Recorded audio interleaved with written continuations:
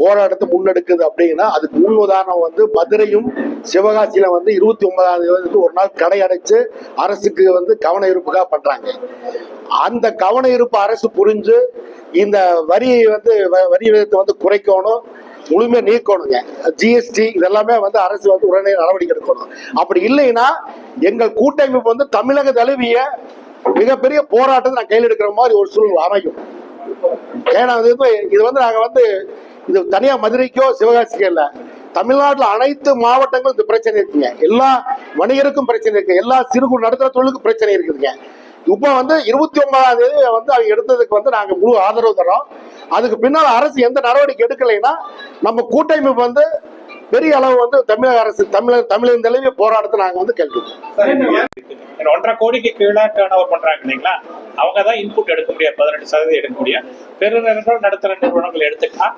But கட்டட வாடகை இருக்கு, அதுக்கு வரி விதிச்சிருக்காங்களா, அதுவும் தொழில் வரிக்கு போட்டதெல்லாம் கூடுதலா இருக்கு, பல பன்மடங்கு உயர்த்திருக்காங்க.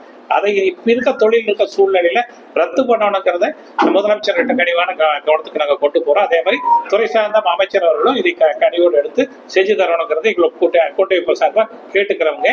இது வந்து மதுரை விருதுநகர் மாவட்டம் இன்னைக்கு கடையெடுப்பு 29ஆம் தேதி எடுத்திருக்காங்க, அதுக்கு ஆதரவு தெரிவிக்கிறோம்.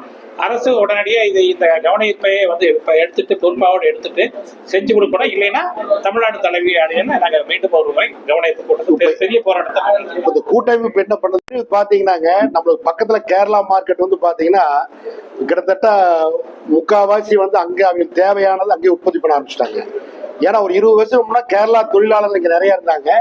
இப்ப அவங்க மாவட்டத்தில் அவங்க மாநிலத்திலே வந்து இப்ப வந்து உற்பத்தி பண்ற மாதிரி ஆயிட்டாங்க. இப்ப அதே மாதிரி வடநாட்டு தொழிலாளர் கூட இங்க இருக்கிறாங்க, 3 லட்சம் பேர் இருக்காங்க.